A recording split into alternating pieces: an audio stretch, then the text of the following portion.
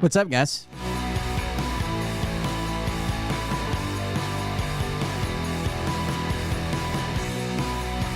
You thought Mr. Beast was a talk show? Mr. Beast started out doing these crazy challenges like counting to 1,000,000 on live stream or reading every word in the dictionary. So he really came from like really humble beginnings. And then he started doing a lot of philanthropy. When his channel started to build up, he would do like giving homeless people money or, stuff like that. And that started to blow up. He runs it like a business now, but he started just a guy in his room. What you think about? I like Mr. Beast. When you're born into a fire, I think he tries his best to be a good guy.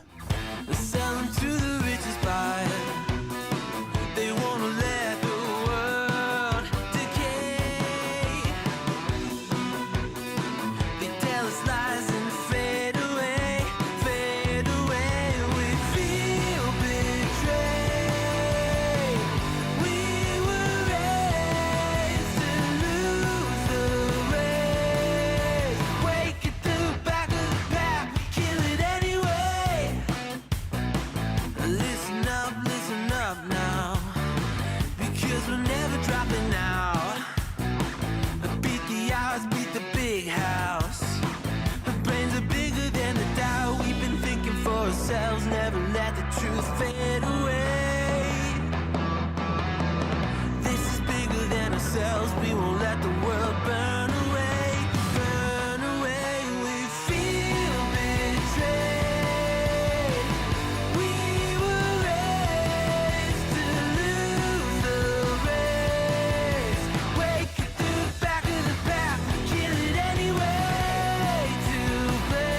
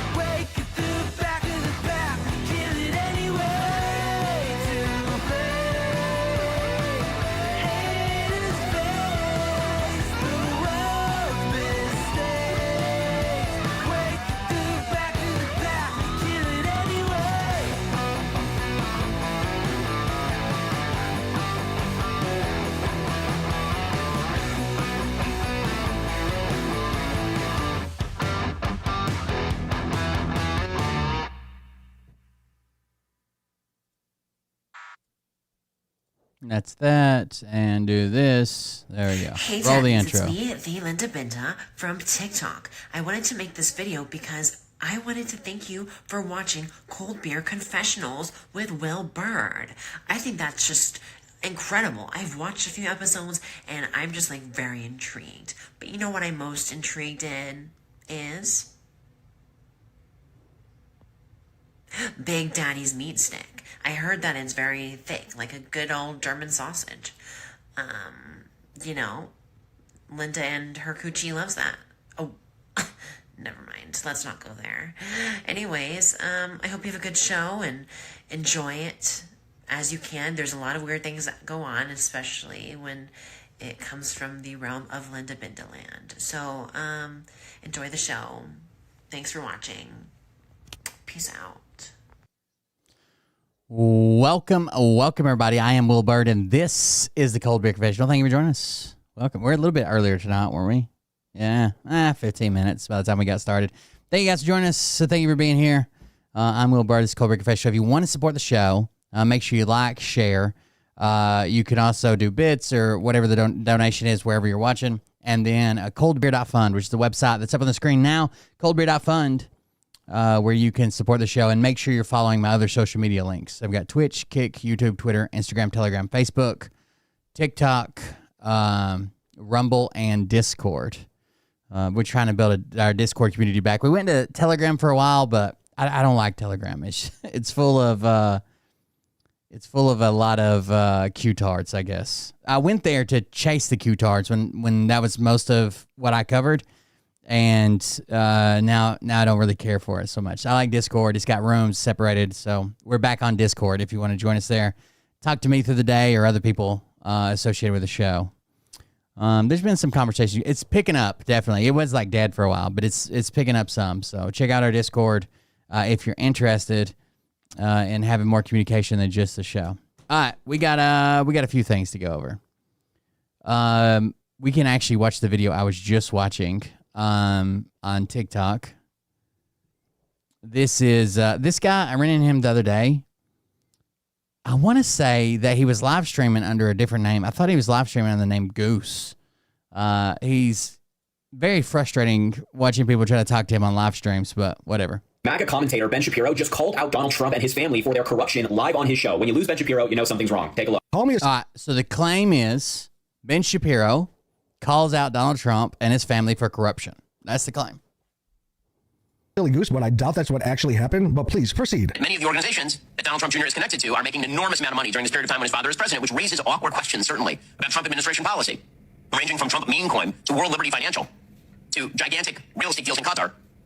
I don't know if you saw the Trump meme coin dinner, but there was literally people showing up with masks on.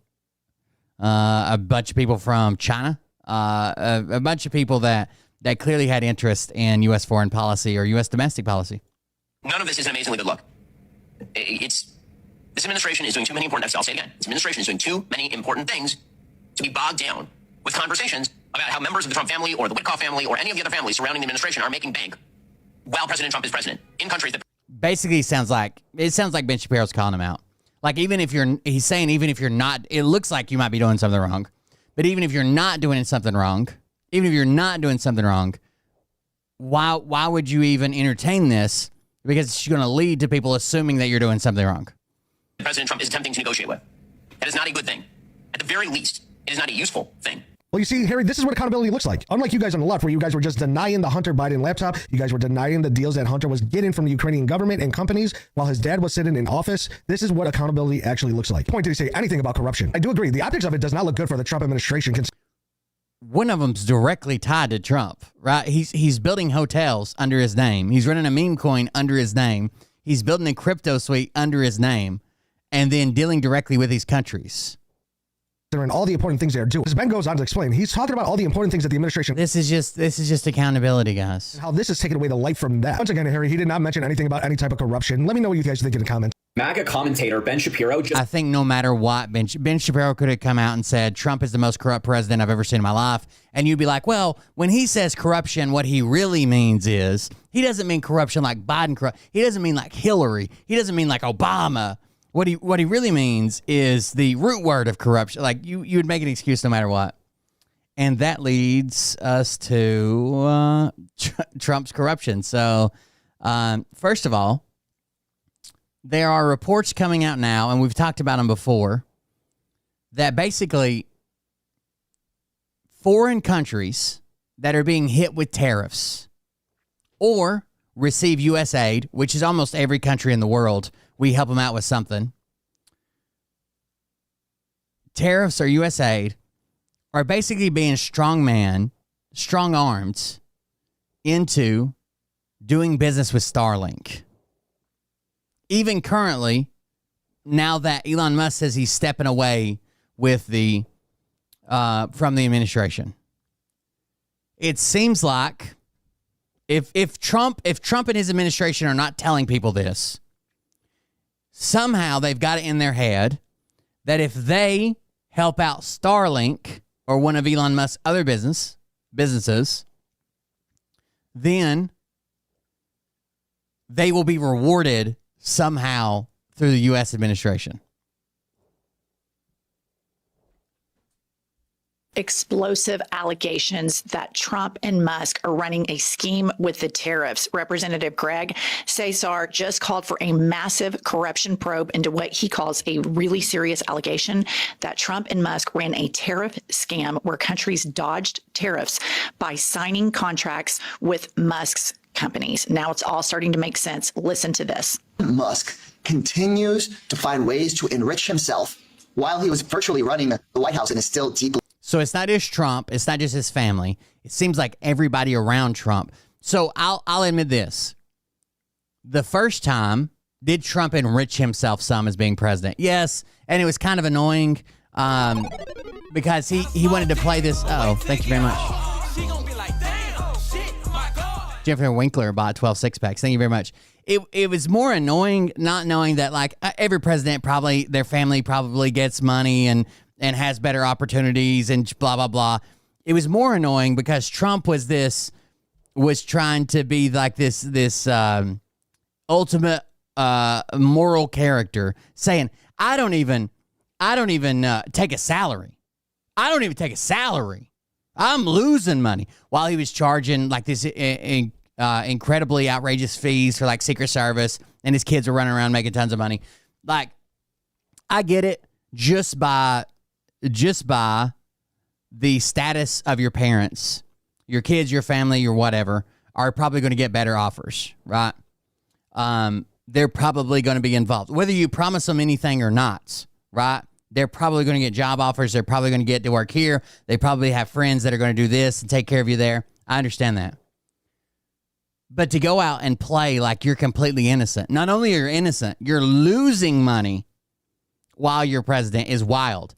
That was the first time in. The second time in, he's like, fuck it. I'm going to make as much goddamn money as I can no matter what. And he's not even ashamed of it, right? Fuck it, they're giving me a plane. Fuck it, I'm running a meme coin. I don't even know. You say it made $10 billion the other day? That's chump change to the guys I hang out with. Yeah, but it's a coin that people are buying favor with. Like, it's insane the way that they're just outright and openly enriching themselves.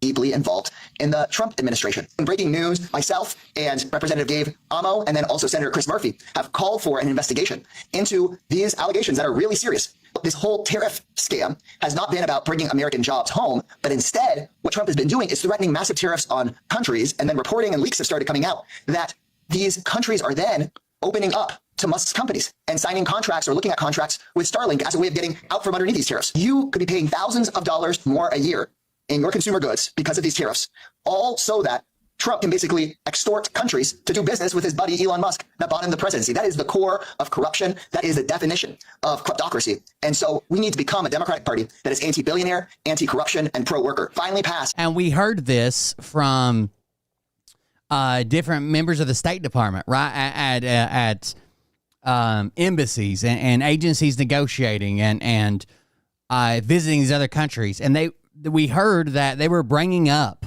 like, hey, you get this much aid, and you get this much aid, and we send you this money, and we do this for you, and we do this for you. As the United States, the country, we do this, we do that, we do this, we do that, whatever, right?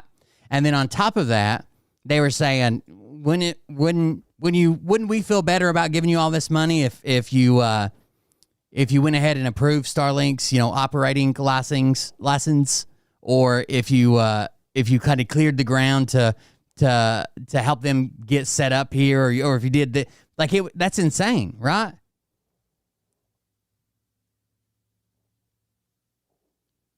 Imagine if you get pulled over by the police and they're like, oh, you're speeding, I'm going to have to write you a ticket. But my brother owns a gas station. And if you agree to buy your gas there, maybe we make this disappear. A ban on stock trading by members of Congress. Make it illegal for presidents to accept things like a $400 million jumbo jet from a foreign government and say, no, you cannot be a billionaire with contracts with the federal government and then be running the federal government at the same time. That is okay. First and foremost, this makes so much sense because the tariffs are so harebrained. They're so squirrely. And if you notice, right when Trump was inaugurated, Musk was so excited. Everybody knows he finally got to come out of the closet as a Nazi. But he immediately went in, shut down investigations. And you don't do nothing. The show's going on. If you want to communicate, there's people that post, and you can read the posts, you can make posts. to himself, rewarded himself contracts, but that's not enough because he wants global dominance. Elon Musk does. There was reporting back that he thought that his spirit was that of an old Roman king or something. I mean, this guy is just like delusions of grandeur. I mean, like a real nutcase. We know Trump is a real nutcase too. And so he's helping him do this. And all of this still, I think, leads to Putin as well, because both of them are severely compromised by Putin. But the Trump administration has fired, and the Supreme Court even said yesterday. And it is weird that Elon Musk basically talks to Putin on a regular basis. He's admitted that. Like, he just calls and says, "Hey, what's up? Just nothing much here." Like, what the fuck are they talking about? Yeah, it's okay to fire whoever you want. And so the MAGA movement is surrounded by a lot of enablers who are selling out the American public, who are draining all of the systems that held American power, the economy, the military. People share links there through the day or talk or have conversations, whatever. There's different rooms on the left-hand side menu if you have topic-specific stuff to talk about, but you just hang out in there and chat. Our espionage, making sure that nefarious governments are not spying on us. But we don't do anything in it when the show's going on. All of that go. And all of this is because Musk and Trump want to be like kings of the world. And they are obviously facing some friction. And so we're going to be sitting back here with some popcorn. But I believe what this congressman said. I think Musk is still knee deep in with the Trump administration. I think that there have been reports that have come out that said Trump is done. So they're calling, three congressmen are calling for an investigation over this. And it's because the shareholders at Tesla are saying, you've got to quit being in the news for doing bad shit with Trump. And I think he's still knee deep in. You noticed him on the Middle East tour, Middle East circle jerk. But here's Trump again. And I cannot emphasize enough that people who in my personal life who would call themselves moderates that voted for Trump justified it by saying that he's good. It puts you in general chat automatically. For the economy, that they like Republican policies. And this has been a myth that has been so successful by the Republican Party, starting in the Reagan era to now, that so many people have been indoctrinated to think that by not taxing billionaires, that wealth trickles down, and it doesn't. So here is Mr. I've never seen so many people online saying, we can't tax the billionaires. Like, who the fuck are you out here defending billionaires? Like, do you know what it's like to be a billionaire? Have you seen how much they pay in taxes? Have you seen their effective rate and all the shit they write off? Have you seen how they take stock instead of salaries and then use that for leverage for loans, so they literally don't have income to pay taxes on? What the fuck? Why are poor people out here defending billionaires? Mr. Free Markets, Mr. Let the Free Markets Run. Here he is at like 4 a.m. this morning at Real Donald Trump. And I will never get over it that that's the president of the United States Twitter handle, but I digress. I have long ago informed Tim Cook of Apple that I expect their iPhones that will be sold in the United States of America will be manufactured and built in the United States, not India or any place else. If that is not the case, a tariff of at least 25% must be paid by Apple to the U.S. Thank you for your attention to this matter. Timestamp 4:19 a.m. That's psychotic. Next slide. How much would an iPhone cost if Apple were forced to make it in America? In the $30,000 to $100,000 range. And no, that is not a typo. In fact, if Apple were forced to... This is if everything had to be sourced from America, everything had to be produced in America, all the schematics, all the design, every piece of work was made on the iPhone here in America. Solely manufacture the iPhone in America, there is a good argument that it would not be able to manufacture any at all. And if they could somehow successfully make the manufacturing transition, capacity would likely be constrained to just a few million units a year. So what is all of this about? Why are we on a 4 a.m. bender attack? And then he came out to also say that, like, Samsung, which is a Korean company, right? That they're going to be hit with this tariff, right? Apple's going to be making their phones here, and then Samsung's going to be hit with this tariff instead. But even with the tariff, I don't think that Apple can make everything here and compete anywhere close to Samsung prices.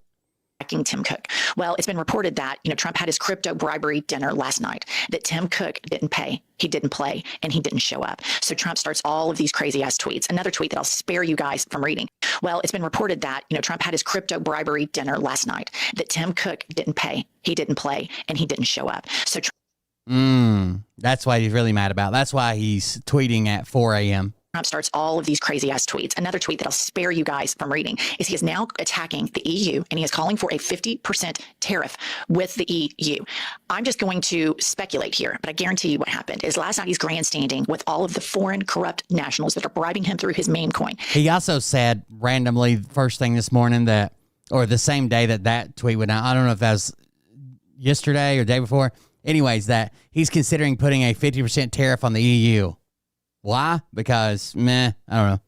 And I guarantee you, he said, I can make the markets jump. Y'all can make a bunch of money. Watch this. In the morning, I'm going to pick a fight with these people and their stocks are going to go down. And then I'll give you the heads up as to when I'm going to reverse. And then y'all can pump and dump and make a lot of money. That's what they're all doing. Meanwhile, the American economy with all of the foreign corrupt nationals that are bribing him through his meme coin. And I guarantee you, he said, I can make the markets jump. Y'all can make a bunch of money. Watch this. In the morning, I'm going to pick a fight with these people and their stocks are going to go down. And then I'll give you the heads up as to when I'm going to reverse. And then y'all can pump and dump and make a lot of money. That's what they're all doing. Meanwhile, the American economy is being drained from every stabilizing force in it. Our American military is now turned into a megachurch. Pete Hegseth. Even if you feel like trade policy should change, one of the biggest deciding factors, and a factor that companies like to see, that investment likes to see, that monetary policy makers like to see, is stability, right? So even if you think that, like, hey, there should be a 20% tariff on this product coming from there, the way to roll that out is with an announcement, right? Negotiations, a deadline that's like 6 months, a year in advance, right? And to put that all out on the table, and it's not going to change from this, right? We're either going to make a deal or we're not going to make a deal, but you got 6 months to do it. That way, people that are ordering from there can go ahead and order and stock their warehouse, and maybe there's a troubled time, but they got enough stock to get through it, right? But these crazy changes, like they're on, they're off, I might do 100% over here, I might do 1,000,000% over there. They don't know who they're fucking with. I'll nuke this place. Like, that's insane. No business is going to thrive in that environment. Is over there having prayer groups at the Pentagon. How that makes us safer is beyond me. All right, next up, we have Chris Murphy. Estimated that 40% of Trump's entire net worth today is due to these two crypto coins that he just... So CNN come out with this report that in the last 2 months, that 40% of Trump's net worth, that he's made 40% of his net worth in crypto and other deals within the last 2 months. Launched months ago. So this has been maybe the most lucrative venture he has ever endeavored to begin. All of this money is going straight into his pocket. And he is, as we've seen, trading favors, trading U.S. policy in order to get paid. That is different than a contribution to a campaign that can only be used for political purposes. Of course it is, right? Especially political contributions. They have to be earmarked. They have to be tagged. They have to be turned in within, I think, 60 days or something.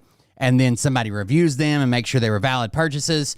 Like, of course, that's way. And why is he even still doing political fucking donations at all? Have you guys seen, before we do some more Trump stuff in the CNN video? Have you guys seen Carolyn Levitt having to stand near a black guy? I don't know what the fuck was going on here, but holy shit, was it bad. I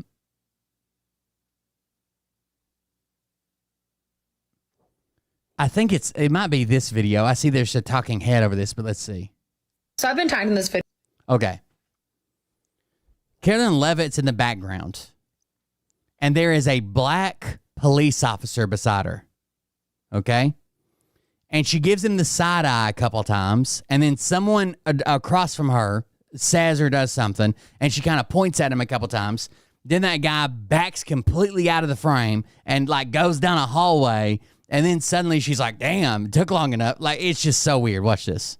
Video many times of this guy crossing through while President Trump is talking, and Caroline Levitt makes a really interesting face. I'm going to play the video for you, but my take is probably not what you expect. I think I would have won Illinois. I think if we have... All right, so there's a side. There's like a black guy standing here. There's a side eye. we're going to start this after something. Oh, wait.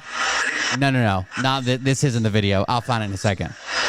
If anybody knows who the guy that walked by is, please let me know in the comments. And I know people are probably expecting me to dissect behavior, but I have something a little bit more interesting. It's from the exact same speech, but we'll see in just a second. Add to the conversation. It's the dress she was wearing. So this is the dress that she was wearing. It is from Ann Taylor. And now everything that I know about her says Ann Taylor, and also Talbot's. It says Eileen Fisher. But I was able to find this dress on the Ann Taylor website, and it's on sale right now for $95.40. Originally $159. Go off, queen. But you're like, Lysandra, she wasn't. That looks like a Gucci dress. No, babes, she was wearing a Gucci belt. Which, if she got it full price, which she could have, because she has all that money that she didn't pay back from her campaign, the $325,000. It is a $550 belt. But if anybody knows, resale on these is they're available on Poshmark for like $150. Point is if you ever feel like, hey, I want to look like the press secretary, I want to look constipated and bothered 100% of the time, and also I want to age myself 30 years, go to Ann Taylor. This dress is on sale. You can get it for under $200. Get yourself a Gucci belt that was cool 10, 15 years ago, and then put it together. And then just stand there making faces at anybody who disagrees with you. It's a vibe. I mean, not a good... This is the woman that does the impression or whatever of Carolyn Levitt. She's actually really good. All right, here's the video I was actually looking for.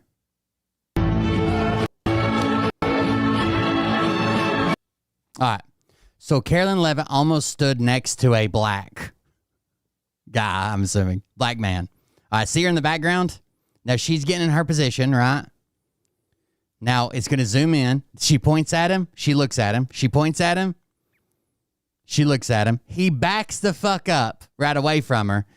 She finally moves over a little bit, and then she just stares him the fuck down. What is this?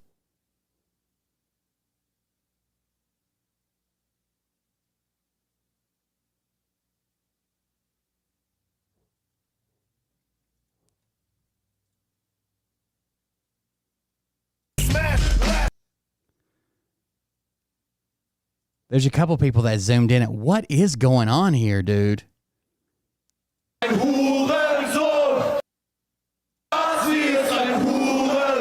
He's just standing there. He's just a cop. Point, look, point, look, point, move. Then she's like, what is this? What was happening there? Yeah.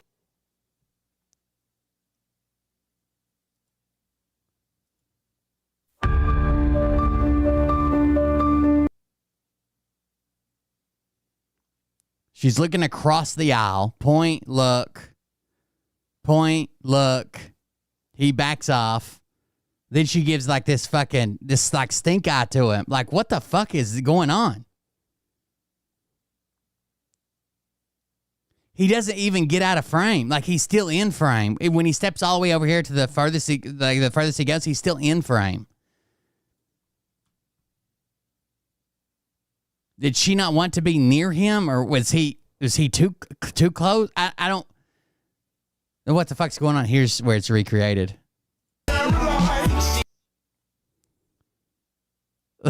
That's the woman that does the impression of her. She's hiding her purse.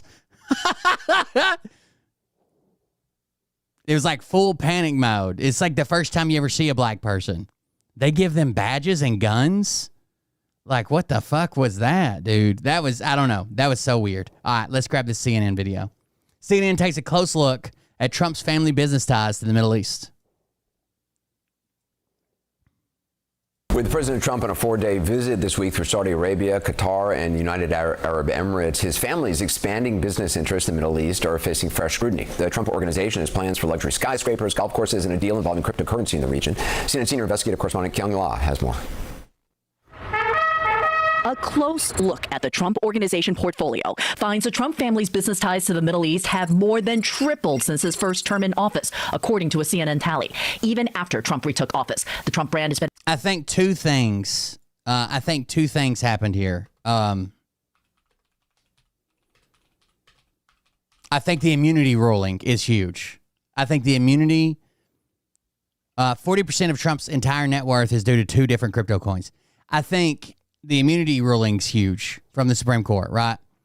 And I think he thinks the first time he was in there that he missed out on making a shit ton of money. And I think people have been talking to him about that since he left. Hey, if you win again, you could do this and you could do that, and don't do this, but don't do that, and you can do this. And what are they going to do? Especially if we control Congress, right? And we control the White House. They already gave you the immunity ruling. I think he's blowing the doors off of it, and he's going to make as much fucking money as he can. And the looks be damned. Who cares if it looks bad? been out promoting flashy new construction projects in countries President Trump is visiting this week. On behalf of my family, we love Dubai. We love the Gulf. In Dubai, a new Trump International Hotel and Tower. In Saudi Arabia, a new Trump Tower in Jeddah. And 2 projects in Riyadh. We are going to redefine. Some countries literally got like approval and tariff negotiations within hours. What country was it? Was it Vietnam? Don't hold me on the country. One country officially submitted that part of their negotiations for the tariffs was to approve a Trump Tower. They literally said, when they're like, hey, how do you plan on doing with these tariffs? What, do you plan on coming to the negotiating table? And they're like, well, we plan on doing this, and we plan on buying this from America when we plan on approving Trump's tower that he wants to build here. Like, they just said it out loud. Luxury anywhere in the world. His sons sealing deals for projects around the Middle East. A project unlike any other. In Oman, Don Jr. and Eric Trump met with the Crown Prince last summer about a Trump-branded resort being developed with the nation's tourism arm. Trump International Hotel Oman. In Qatar, a Trump-branded golf club announced just last month involves a firm that's headed by a Qatari official and backed by Qatar's sovereign wealth fund. A Trump Organization spokesperson says the company does not conduct business with any government entity, adding the Trump branding agreement on the Qatar project is with a builder, a separate company. Eric Trump is currently in charge of Trump org decisions and has promised to keep them separate from his father. But the president still owns a company, so he stands to make money on any successful deal, whether he's... He has made, the family's net worth has increased 40%, $2.9 billion with a B, $2.9 billion just off of crypto.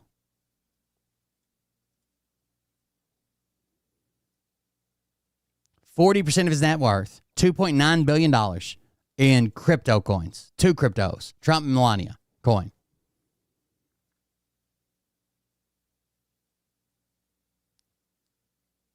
And World Liberty Financial, the thing that he's, when they said, oh, Trump's not associated with that, that's his family doing that, and he's on the homepage. Involved or not. The Trump Organization has said Trump would put his assets in a trust managed by his children. We'll make sure that there's no conflicts, and we'll have those signed off by the best legal teams in the world. During his first term, Trump's company pledged to make no new deals overseas, but not this time around. And it's not just Trump's real estate deals. An Abu Dhabi-backed fund is using a cryptocurrency from the Trump family crypto firm World Liberty Financial for a $2 billion investment.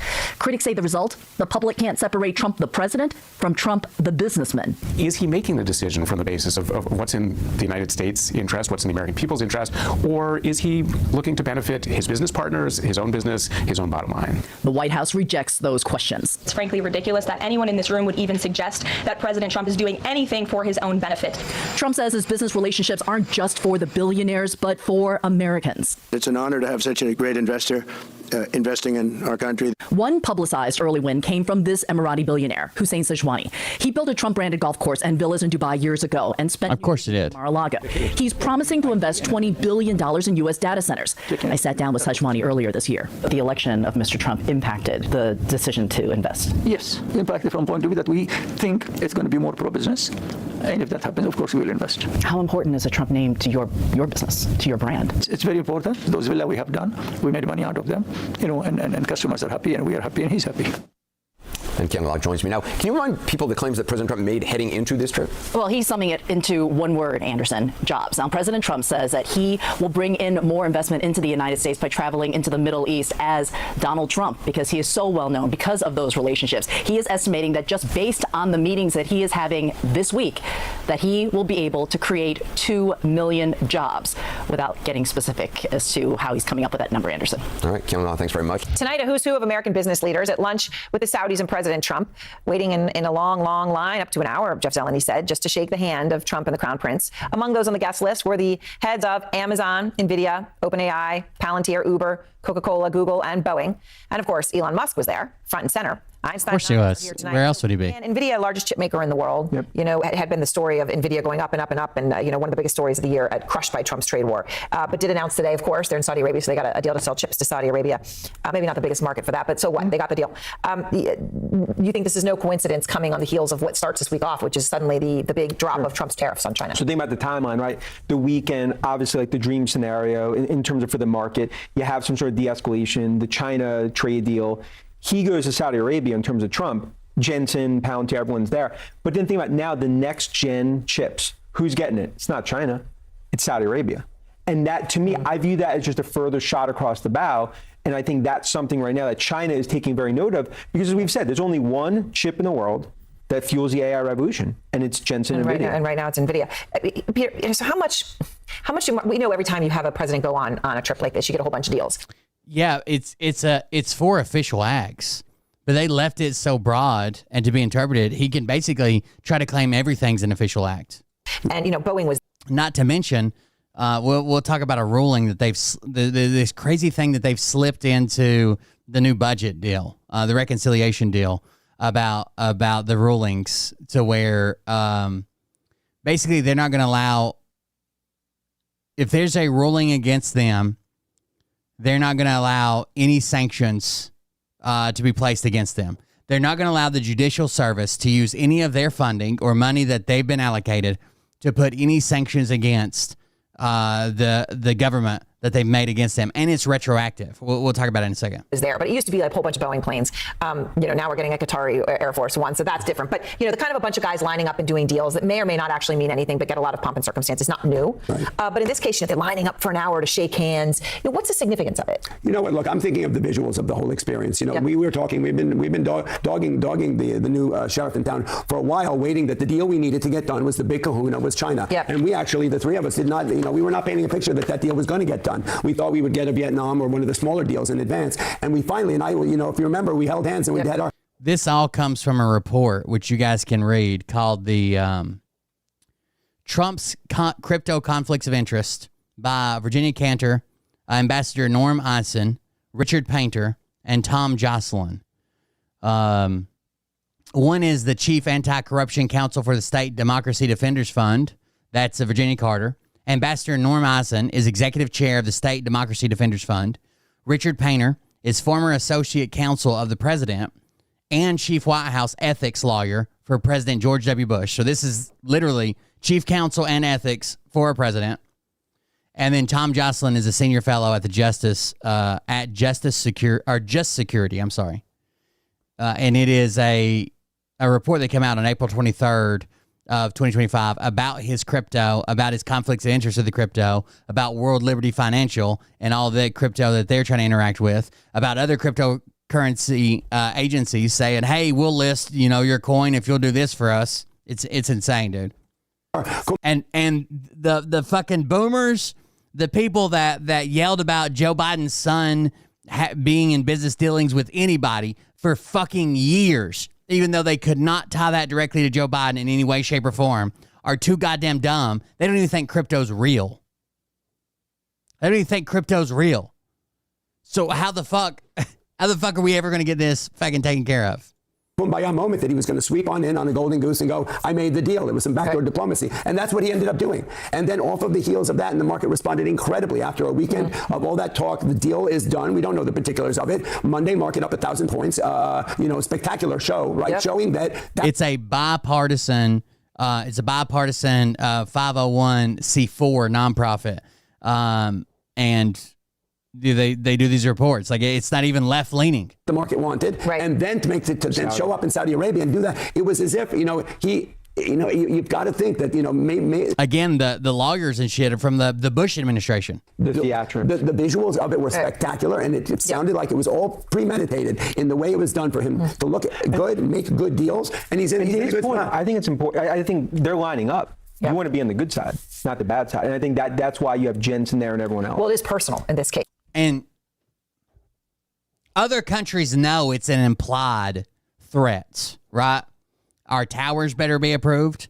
Our crypto better get this. If you want favor with us, you help us with our business ventures. It's another thing for him just to outright accept gifts and say things out loud, right? that behind closed doors, they're threatening people with the foreign aid that the U.S. Congress, not the president, sends to them with fucking like approving Starlink to operate in their country and shit. Case, right? And I think maybe that is what's a little bit odd about it, right? It's not so much U.S. government, it's Trump. How does Trump perceive you, right? This is personal. Right. This is one man, as opposed to the office. But we talk about the trade deal. Okay, we don't know what's in the China trade deal. We know Trump. I honestly am starting to think that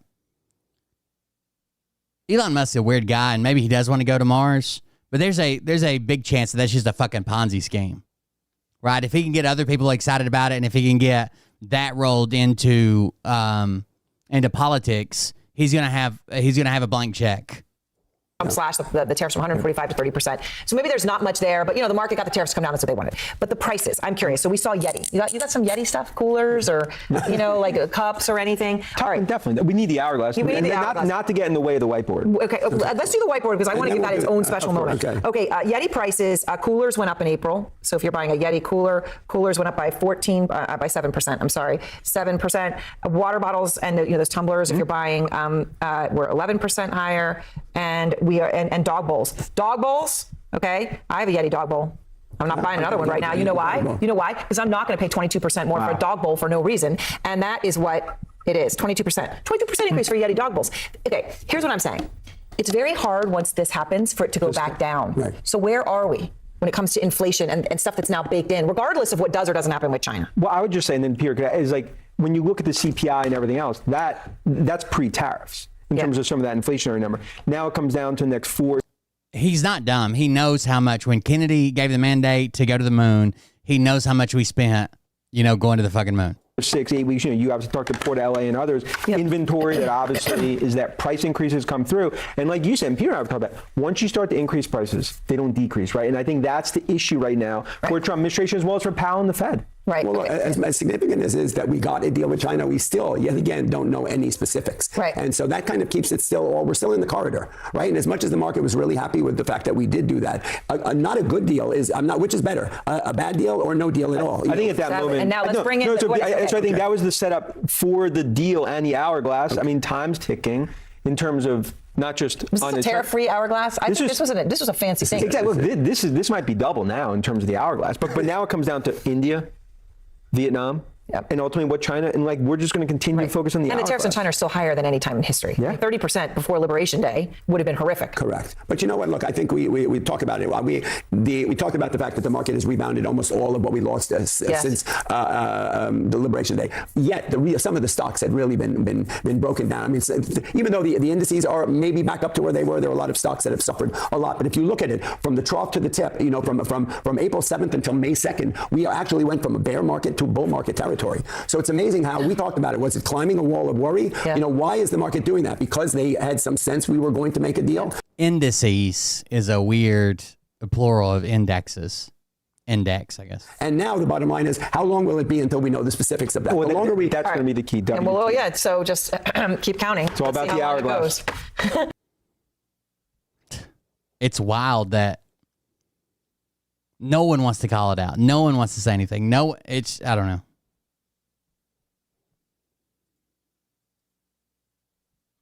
You want to hear the take from the boomers? This is probably there's been a lot of bad takes.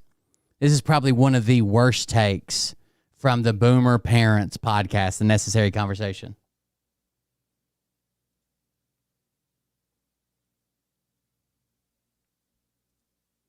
Hold on, it's muted.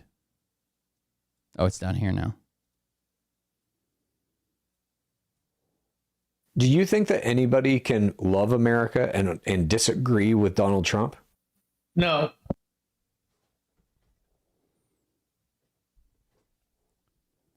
Do you think that anybody could possibly love America and disagree with Donald Trump?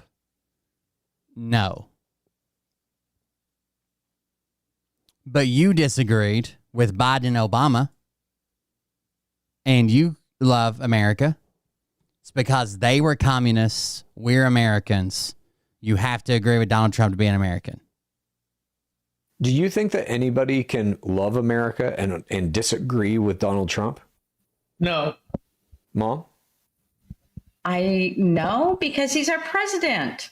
But you guys disagreed with Barack Obama and Joe Biden when they were presidents, and you still loved America, right? Right. That's right. That's exactly right. We are Americans. They're communist. We're Americans. Joe Biden and Barack Obama, who are basically like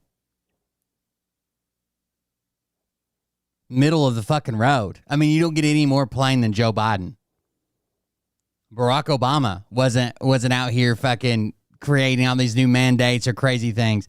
They were like old school fucking Democrats, right? They're not these fucking the new liberals with blue hair or what, right? Right. That's right. That's exactly right. We are Americans. Therefore, we disagree with everything they did and said. Right. Now, can you at all, do you have the ability to put yourself... I have the ability to do whatever I want to do. Okay. Because I live here. Do you have this ability? Can you put yourself... I don't have the ability to shut your little pie hole, and that's the first sign that is coming. Oh, my God. Can you put yourself in the position of another person who sees the world differently than you? No. And you don't want to? And I don't want to. Because why is that? You fear it, I guess? Because my vision of the world is the best vision for this world.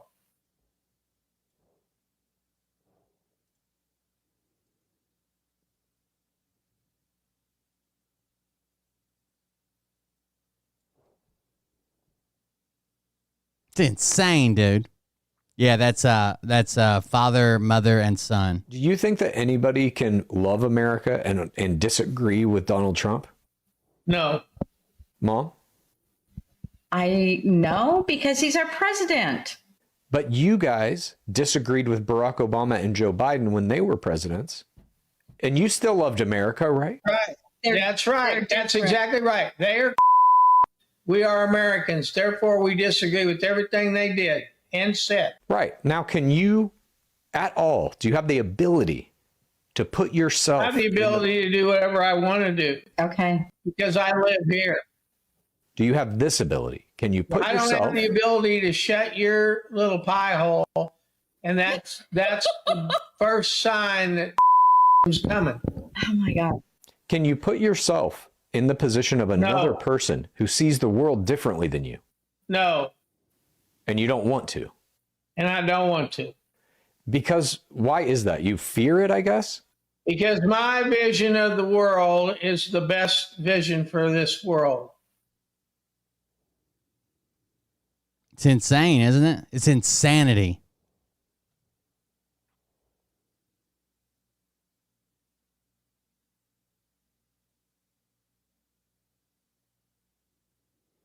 All right, let's go talk about this goddamn retard because she won't quit popping up. So here we go. Here's the statement I made in the video. From April to December of 2024, there were 36 murders connected to farms in South Africa. Okay? Now, they don't break down the statistics by race, but typically farm owners are white because of apartheid. Right? And farm workers are typically black. Okay? So out of those 36 murders, 7 of those were the probably white farmer owners. 29 were probably black farm workers, but 7 were white farmers. And 29 were black, but 7 were white. If that's not a genocide, I don't know what is. All right, so here we go. Former fan of the show. Here's her comments. So I said 7 white farmers were killed from April to December, okay, of last year. No, Will. This has been going on and off for years. One of my friends in South Africa, their family owned a huge farm, horrendous stories. They finally left. This was around early 2000. Kids were unalived as well. One black or white is too many. Is the argument that I made in that video that no one is ever murdered, that no one ever dies, that one murder's good? Is that the argument I was making? Honestly, you don't have a clue what you're talking about. Blacks are killed, yes. They're just in the way. Thought of as traitors. It's brutal, so what's your point? My point is you are dumb as fuck. Genocide has a definition. And it's not that some people fucking die. It's not that crime rates are high. It's not that one murder is not enough. It's the deliberate and systematic destruction of a group of people. The rates would be through the roof, and these people are not killed because of robberies. They're not killed because of theft. They're not killed because violent crimes out of hand in the country. They are killed because they have a national, ethnic, racial, or religious background. And it's on a scale that is an attempt to get rid of those people completely. It may not be successful, but it's on that scale. It is not, 27,000 people, 95% black, died in South Africa last year, and 7 farmers were killed. It's not a genocide.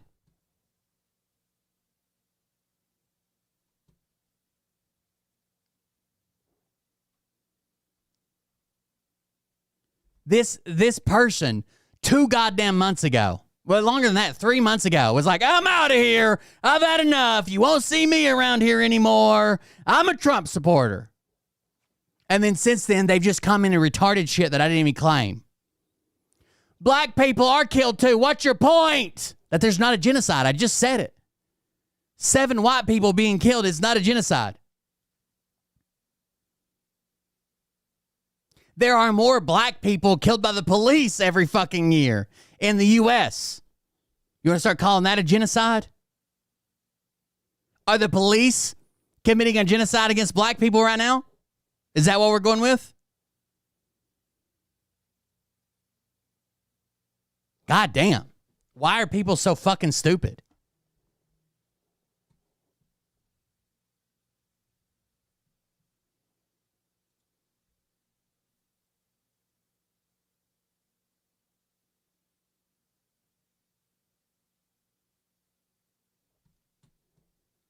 I don't know. Shit gets old.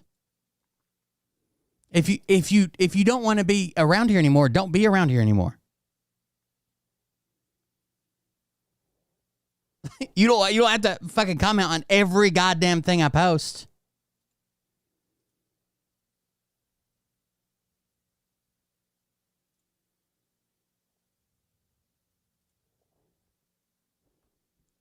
Let's check out some more of these. That's a pinned one. That's a pinned one. What? I don't think we've seen this pinned one. You guys have this magical solution for things like if you don't like it, move out of your state. Most people can't do that. Why not? Because they don't have the... Thank you for the gifted sub.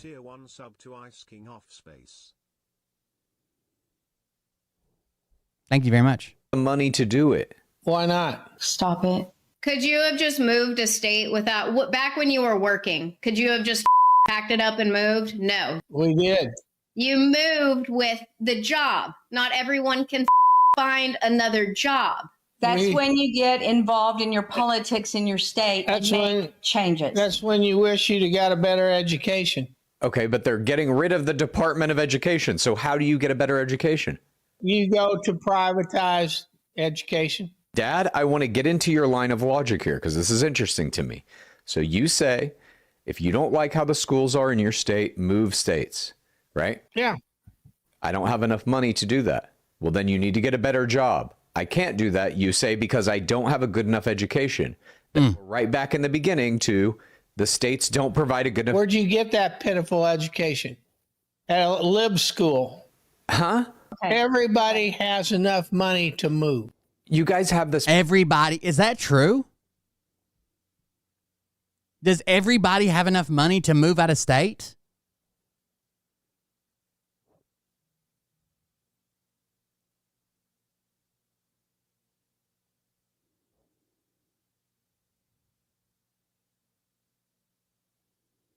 Weird. I think that anybody can. This is a maniac's post that he's just firing off because Bruce Springsteen said. Bruce Springsteen's a piece of shit. He said terrible things. You know what? He shouldn't live in the United States. You want to see the terrible things that Bruce Springsteen said?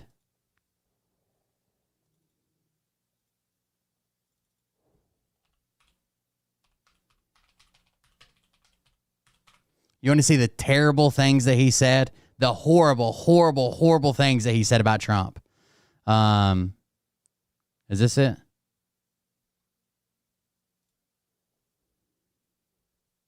Of our a majority of our elected representatives have failed to protect the American people from the abuses of an unfit president and a rogue government. Horrible. This man, how? How is he even still alive? Let's hear it then. The mighty A Street Band is here tonight to call upon the righteous power of art of music. I guarantee Springsteen was big when they were young. I guarantee you they used to be Springsteen fans. Of rock and roll in dangerous times. In my home, the America. I don't think that anybody realizes that rock and roll is like against the establishment. That's where it's from. That's what the message is.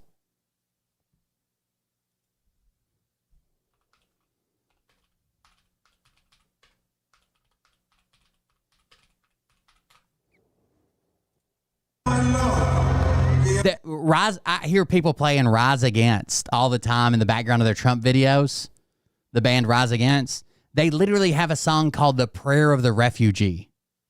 It's pretty good, too. In dangerous times, in my home, the America I love, the America I've written about, that has been a beacon of hope and liberty for 250 years, is currently in the hands of a corrupt, incompetent, and treasonous administration.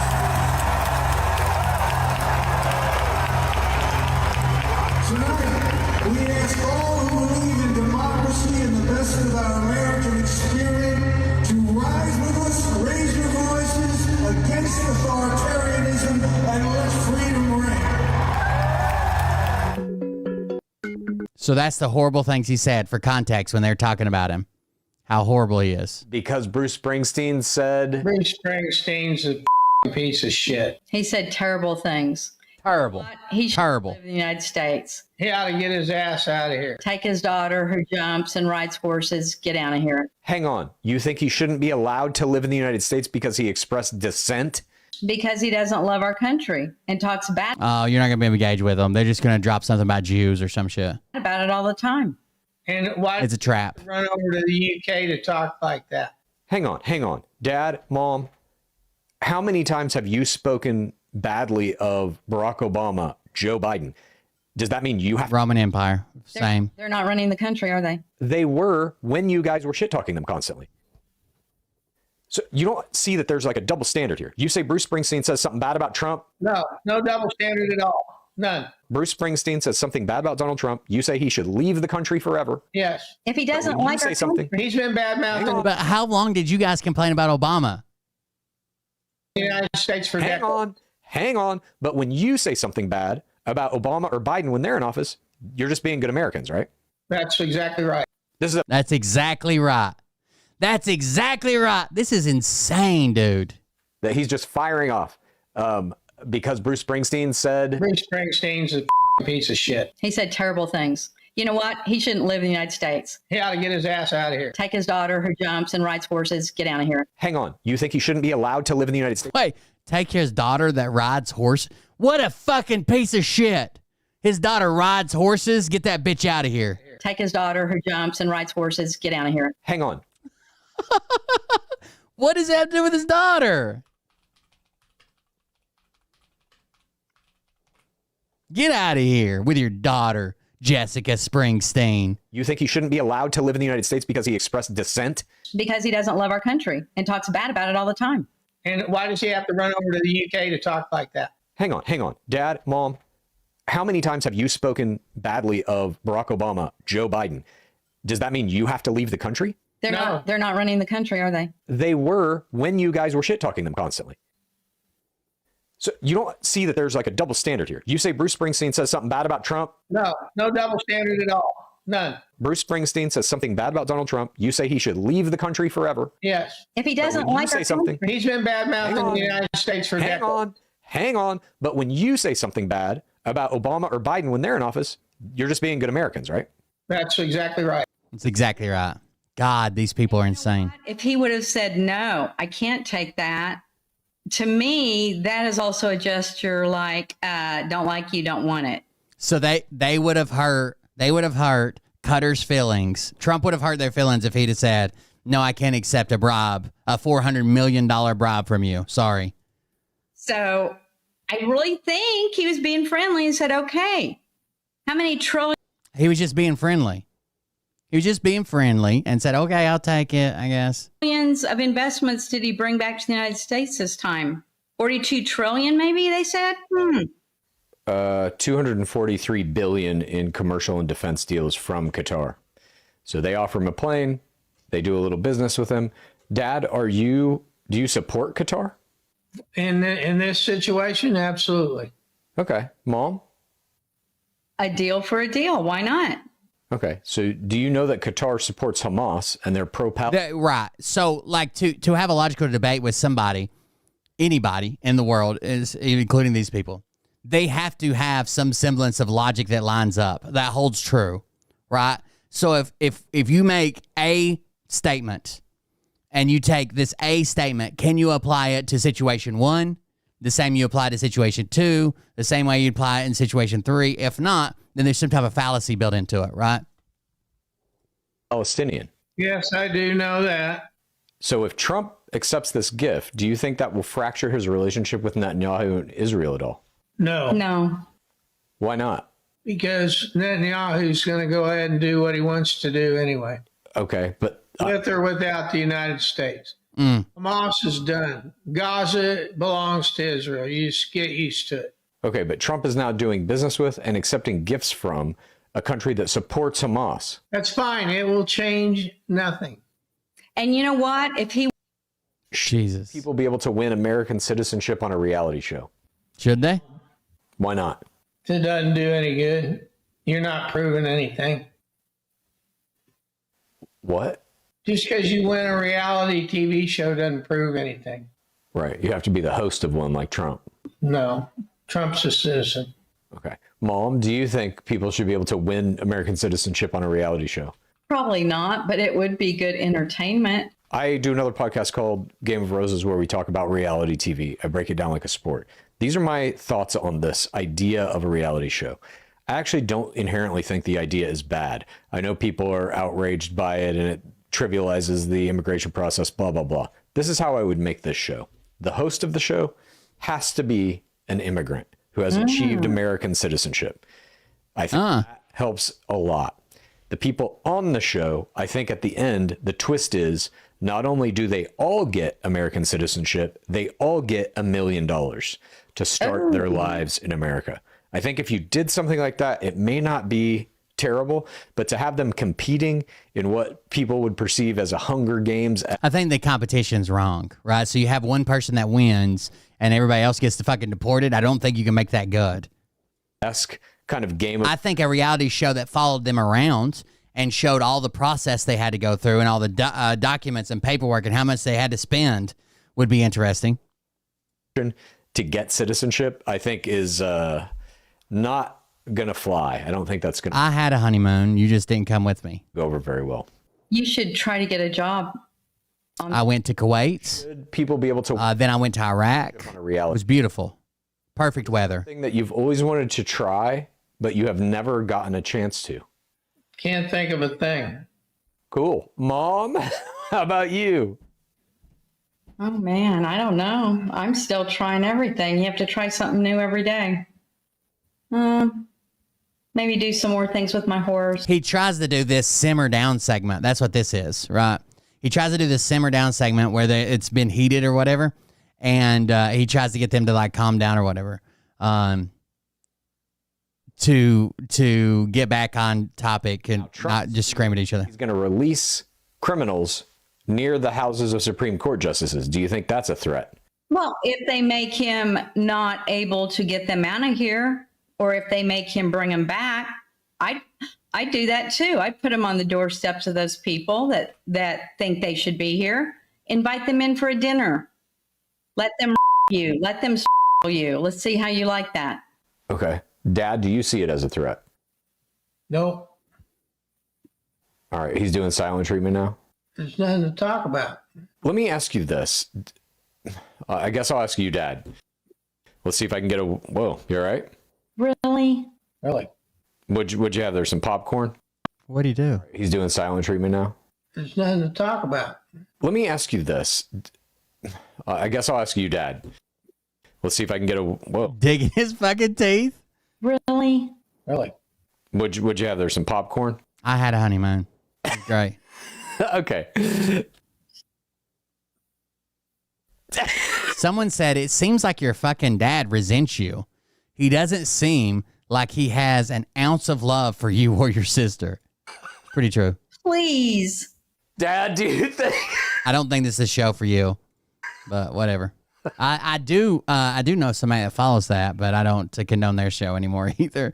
Last time I saw them, they were getting arrested and put in jail in L.A. He's kind of devolved into this attitude of just being like, This is where the dad quit the show a couple times in a row. Hold on, let's see. Chapo's son is the one who made the deal. Right. Yeah. He said, bring my family, bring these 17 members of our cartel into your country, protect them, and I'll flip, and I will give you some information. Now, who knows if I that... thought he didn't get any. Huh? I thought, you said that they didn't. Please God stop. damn, I tell you. Why are you so mad? Quit being mad today. Look, Talk at the wall. dude, if my parents treated me like this... It's El Chapo's son is the one who made the deal. Right. Yeah. He said, bring my family, bring these 17 members of our cartel into your country, protect them, and I'll flip, and I will give you some information. Now, who knows if I that... thought he didn't get any. Huh? I thought, you said that they didn't. Please God stop. damn, I tell you. Why are you so mad? Quit being mad today. Talk at the wall. Hang on a minute. Dad, Jesus, Marilyn Joseph. why are you so mad? Because you don't listen to Is that his middle name? shit. I listen to everything you say, and I try to engage in a conversation with you about it. No, you don't. And then you try to flip it. What? How did I flip anything? Just listen to it and shut your mouth.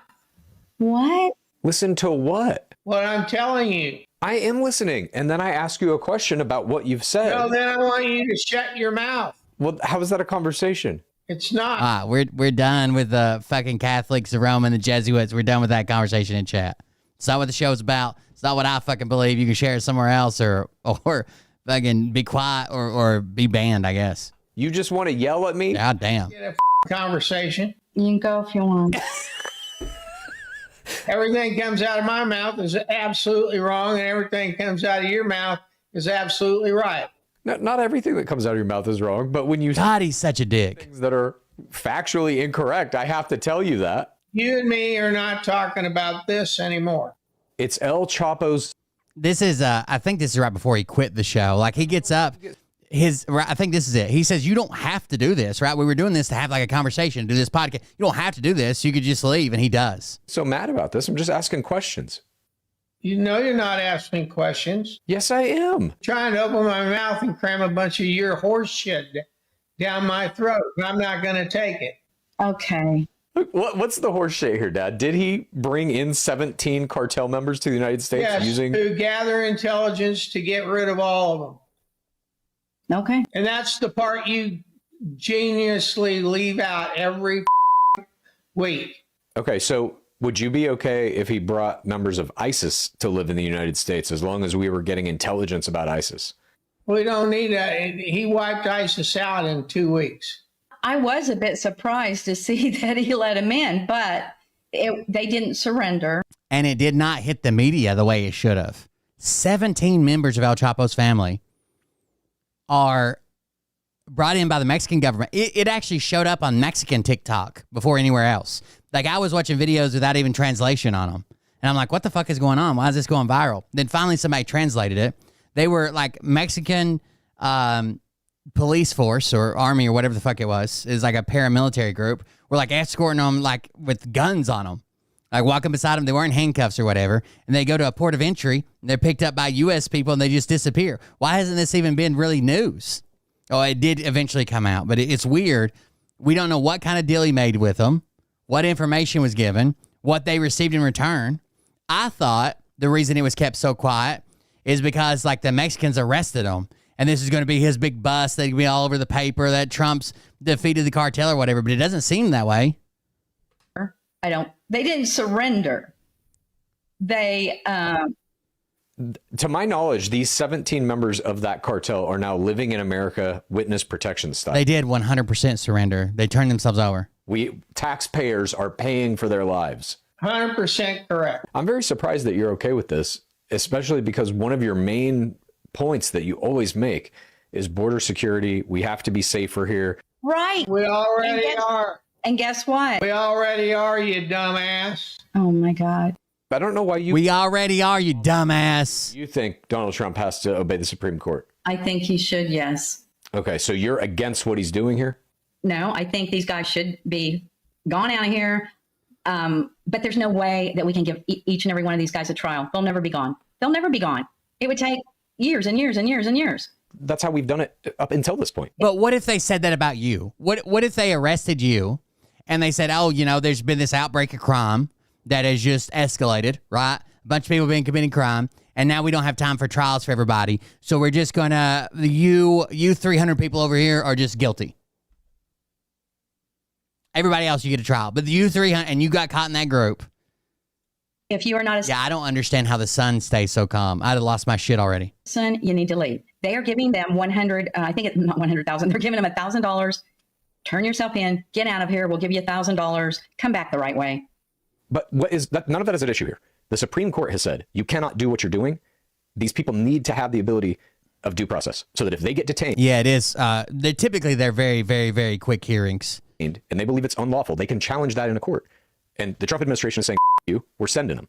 They don't care. The Trump administration is openly defying the Supreme Court. Not if they're not a citizen, they need to go. But last week you said everybody should have habeas corpus. I know, but if you're not a citizen, you need to go. So you're... Well, last week she said that, but then your dad corrected her and said you're not allowed to say that. He tricked you with his liberal mind games. You're not allowed to have that opinion if you're going to live in my house. Going back on that. You're flip-flopping there. I'm seeing a little bit of it here in the area that we live. If you do not have papers, if you are not a citizen, you better leave now. Or they Ryan Upchurch made a really fucked up video, of course. Ryan Upchurch is fucked up.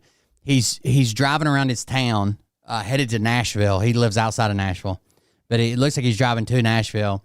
And he's like, the streets sure are so peaceful now that the liberal pussy, you know, politicians in Nashville got out of the way of ICE and got all these people rounded up. I don't know why you get so mad about this. I'm just asking questions. You know you're not... Oh, that's the wrong one. Let me ask you this, Dad. You said Trump doesn't have to obey the Supreme Court. Why do you think we have a Supreme Court? There's no reason to. You want to do away with it entirely? Yes. But wait a minute. You're a huge Constitution guy. You know that the Supreme Court... and the Supreme Court doesn't follow the Constitution. So it should be eliminated. How are they not following it?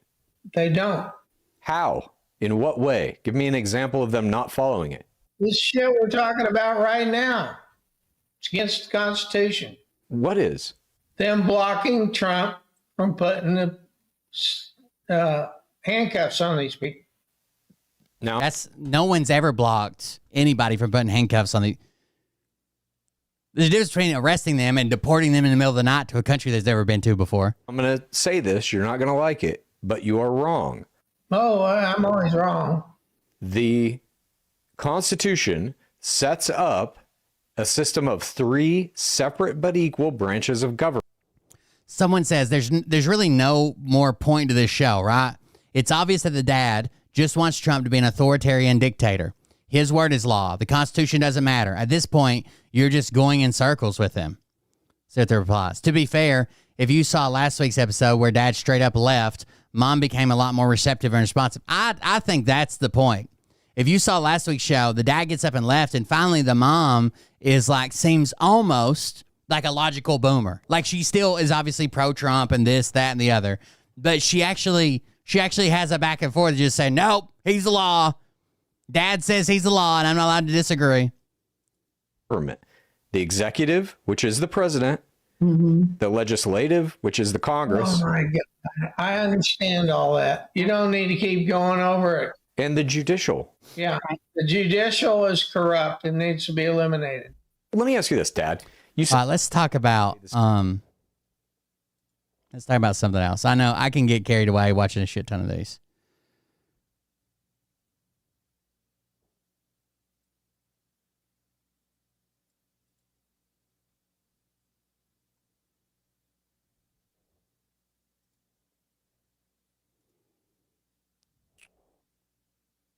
Hold on just a second.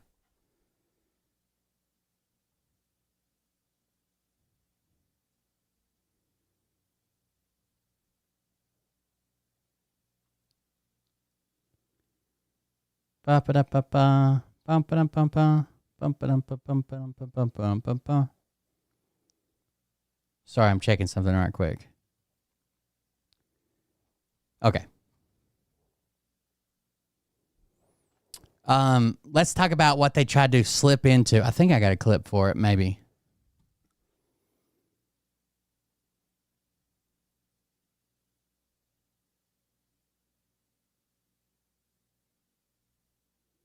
Here we go. What they're actually slipped into reconciliation. We talked about it before. Basically, they've slipped something into the reconciliation bill that the courts are not going to be able to enforce any actions against the Trump administration. And the only way that you could enforce anything against the Trump administration is it makes it to the Supreme Court. The only way it can make it to the Supreme Court is through an appeal process.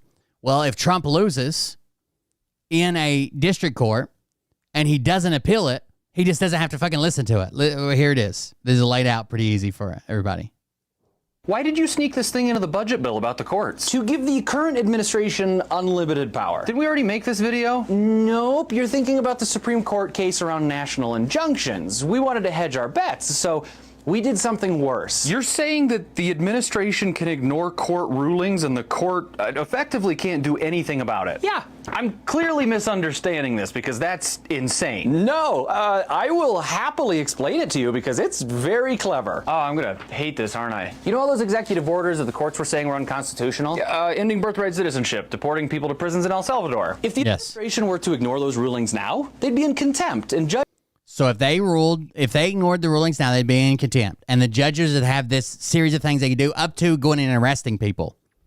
In this budget bill, because it's budget, the Republicans have slipped in language that says that they could not use their allocated budget to enforce these nationwide injunctions if they're not followed. You understand what that means? Like, yeah, the court can rule that this is unconstitutional at the district level or at the appeal court level and try to tell Trump that he can't do it. But they're taking away their ability to if Trump ignores it, the Trump administration ignores it, they're taking away any ability that they could to, put sanctions on them or go after them or arrest them or any of that, right? To hold them in contempt. Judges would have a series of things that they could do to try to get the administration to comply. But this bill says that specifically for nationwide injunctions, national injunctions, courts can't use their already approved budgets to do any of those things. So here's how it works. A district court rules against Trump and puts in a nationwide injunction. The nationwide injunction says you can't do that. Trump administration says, fuck you, we're doing it anyways. The court can't go after them to enforce it, right? They can't use their budget to do it. They're limited. They have no way to pay for it, to even send an officer out or to write up the paperwork to penalize them or what, nothing. Now, the only way that they can get this taken care of is to send it to the Supreme Court. But how do things get to the Supreme Court? through appeals. The Trump administration has no incentive to appeal. Yes, they lost, but they're ignoring the court anyways. If they appeal it, it might go to the Supreme Court, which would make them do it. If they don't appeal it and just say, we're not listening to it anyways, then it can never, well, it's very rare that it would get to the Supreme Court unless they take it up on their own, which is very, very rare for the Supreme Court to do. Basically, you're just like cutting off the payroll. Like you can't pay clerks to do paperwork. You can't pay U.S. Marshals to go apprehend people. Exactly. We have neutered the courts through the budget. House Republicans already passed this? Yeah, but it gets worse. Oh, come on. This is specifically for cases where a bond wasn't issued at ruling. Specifically, if there's no bond issued at ruling. Now, what is a bond? A bond would say, hey, you got this injunction. Like, let's say I won against the Trump administration. The judge would come to me and say, hey, you won an injunction, and we're going to enforce it. But we think that you have the grounds for an injunction, and we're going to enforce it. But we're going to make you put up $1 million bond. That way, eventually, if you lose the case, that'll help to settle any money they may have lost or whatever because of this injunction. So rich people that have money to put up millions of dollars in bond could still sue the administration and could still have their injunctions taken seriously. What does that mean? This is a oversimplification, but sometimes judges will say, hey, even though I'm ruling in your favor and this is unconstitutional, you still have to give me a big pile of money to hold on to for a while just in case this gets turned over. Me? I have to give them money? Yeah, in case your lawsuit causes any damages. So basically, this makes it impossible for everyday people to take on cases like this, but it gets worse. But just spit it out. It also applies retroactively. So you're saying that all the cases that they lost already to...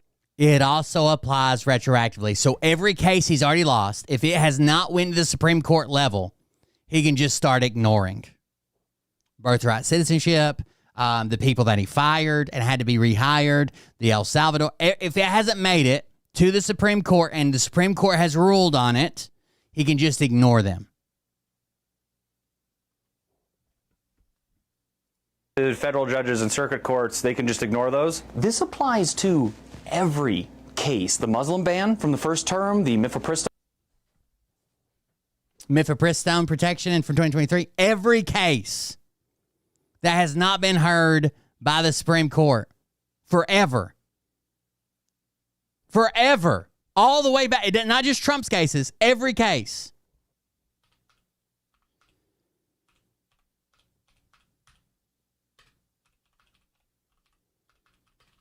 If it hasn't been heard by the Supreme Court, Trump can ignore it. Stone protection from 2023, every federal case. Holy shit. So this is worse than the SCOTUS case in some ways. Yeah, and it gets less good. Just say all the bad things now. Do you understand how appeals work? Yeah, if you lose a case, you appeal it to a higher level. Now, right now, the administration, if they lose in a case, they want to appeal it. Right? Because they either need to get to the Supreme Court for a final ruling or they think they can still win. So they want it to go to appeals. They want it to go to the Supreme Court. They're pushing cases to the Supreme Court that they lose. But if they can ignore the ruling anyways, why would they ever appeal a case?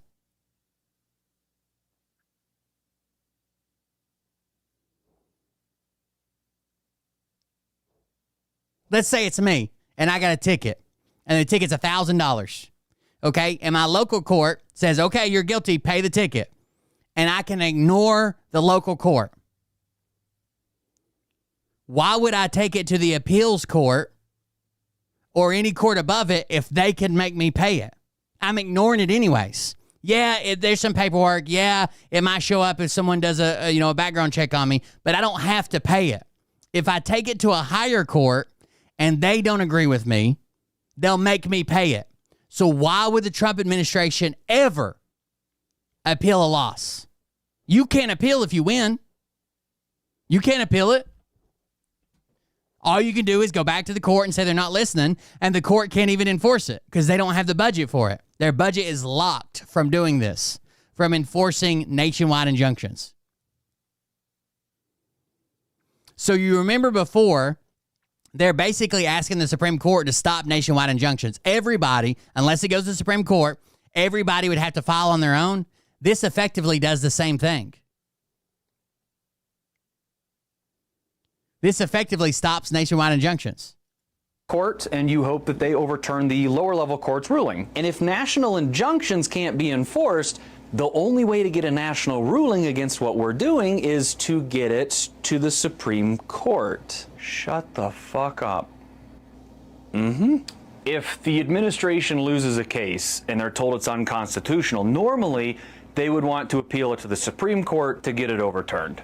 Yep. But now they don't want SCOTUS. They would specifically not want the Supreme Court to hear it and try to keep the Supreme Court from hearing it, because if the Supreme Court rules in their favor, it's the same outcome. They're ignoring it anyways. And if they rule against them, they'll make them stop. To hear it, because they can just ignore the national injunction as long as this is insane. Doesn't issue a national ruling. I told you, it is genius. Do you have an erection? Oh, I'm surprised you can see it. I would think it was the last time we asked for cards and stuff around. I remember seeing it. It's insane what they're doing. That's insane.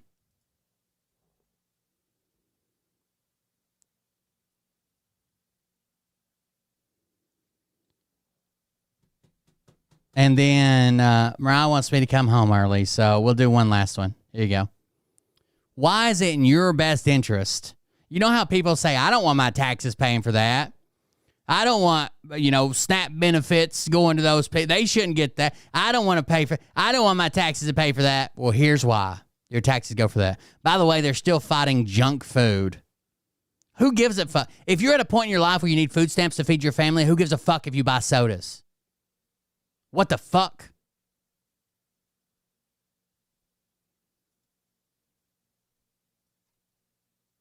Why should the government help poor people? Why should they spend tax dollars on people who don't have that much money and need help buying food or health insurance?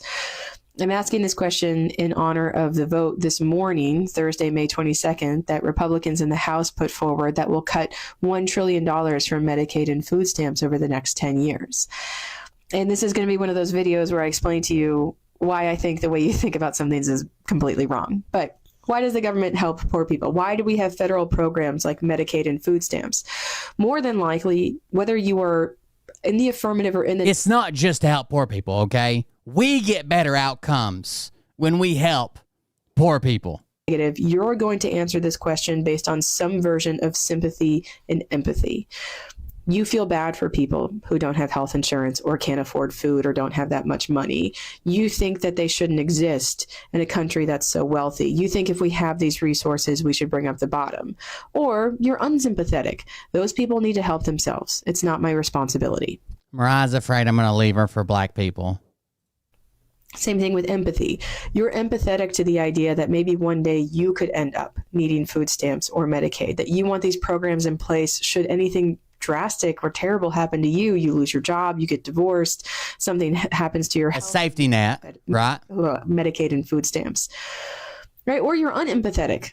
I would never need them, and therefore we don't need the programs.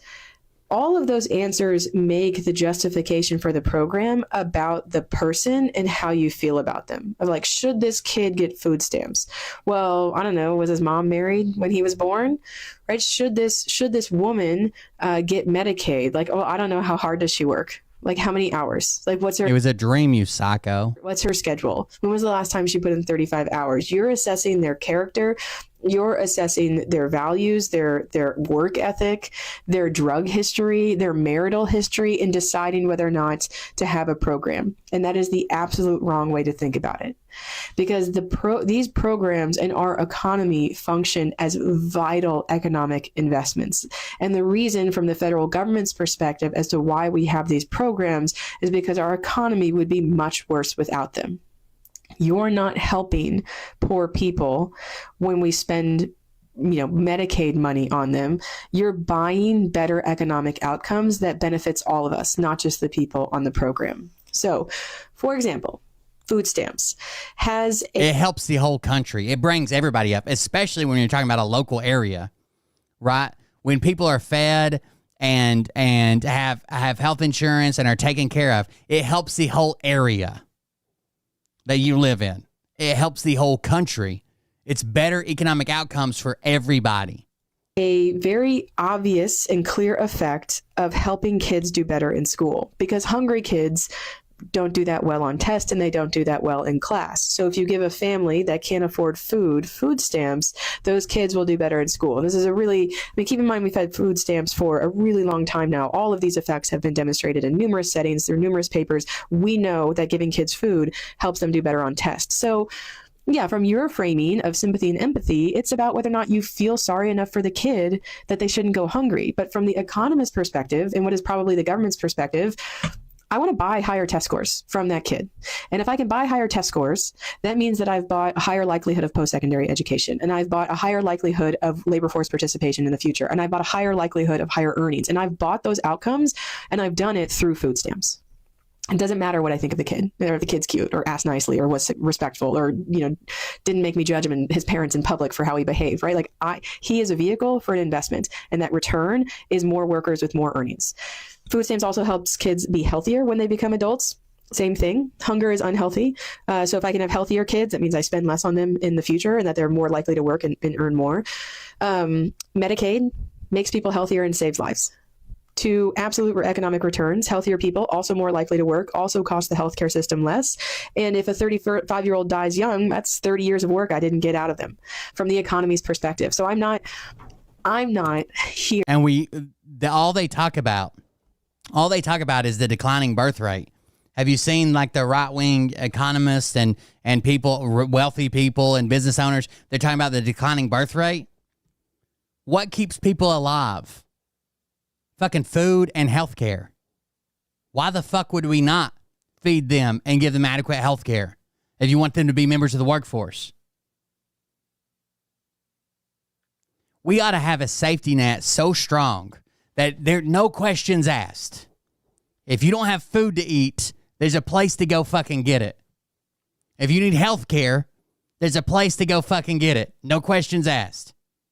Whether you use it every goddamn day or you use it once in your lifetime. If you don't have somewhere to fucking sleep, there's a place to go sleep. Shouldn't we be able to do that at minimum? Here because healthcare is a right, or that there's a dignity to existence that requires healthcare. No, it's, I mean, I'm buying healthier people, and healthier people are better for the economy, and that's an outcome I get a return on. Not just for food stamps and Medicaid, but for all kinds of programs that the United States doesn't have. You can basically look at it as an investment return. How much does the program cost versus how much do I get back from it in better economic outcomes? I mean, these results are outstanding in terms of just how much we get back from making sure we don't leave people behind. The returns to something like the child tax credit, the universal child allowance where every kid has a minimum level of income in the United States, the returns there are on a magnitude of 10 to 1. Because kids who are poor are going to do worse in school.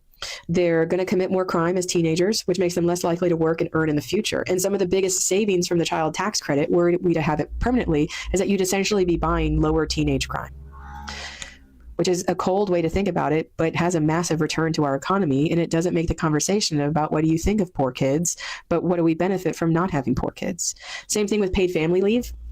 Massive economic return because it makes infants, their moms, healthier, and it makes their moms more likely to work in the future. Universal child care would result in more workers, and workers who work more hours and earn more money. Even 1 year of universal pre-K is going to get you somewhere between 6% and 7% higher earnings for the next 6 years because you can participate in the labor force more. So, this cold-blooded economist way of thinking about it can sound really harsh, but the truth is that there are certain economic outcomes that cost us money so we can spend to prevent them from happening, and instead invest in a better economic outcome, a better set of outcomes. Some of these investments we make, some of these investments we don't make, but it doesn't change the nature of investment and return.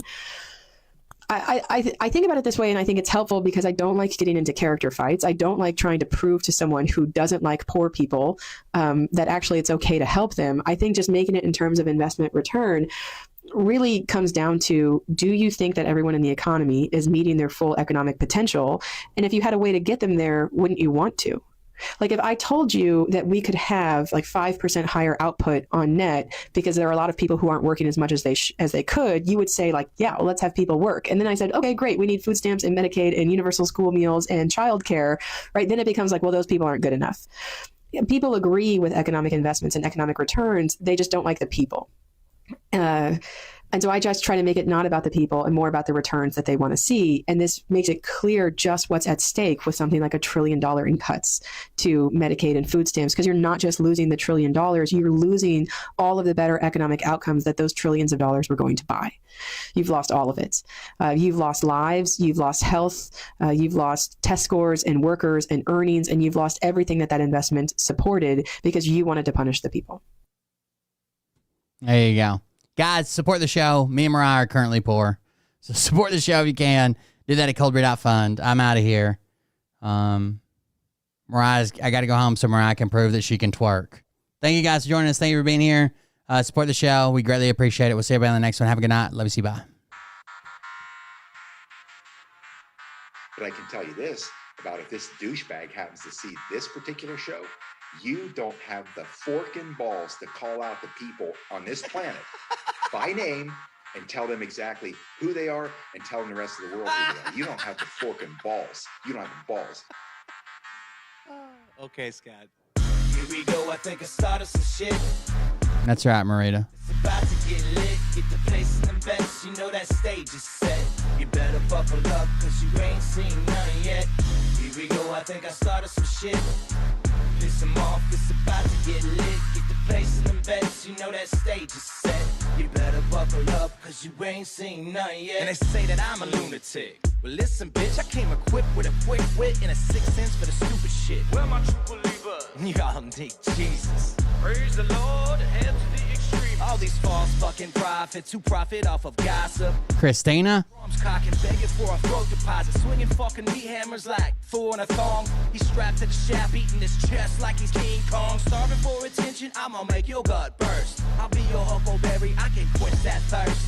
Baby eating lizard people, alien sex. What's next? Trump in a dress, fucking Flynn on his desk. A retard in a vest, climbing up 5G towers. Cause you told him if he did, he'd get fucking superpowers. Here we go, I think I started some shit.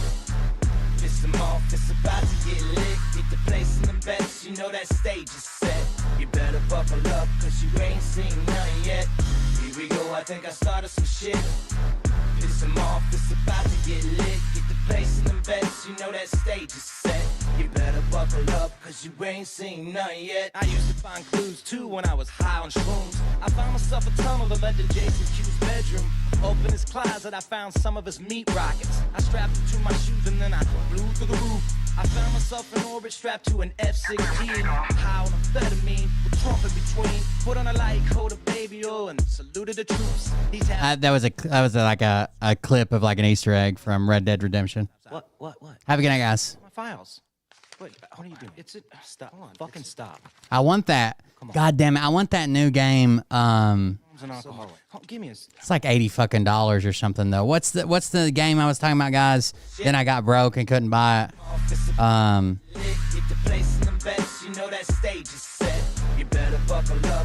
It's the medieval game. It's the second version of it. Kingdom Come Deliverance 2. I want that game. I would play that on stream for sure. Maybe like hours of playing it on stream. It's like $80 though. Have a good night, guys. Please say it isn't so. Got him backed up on the ropes, trying to ram it down his throat. Now things are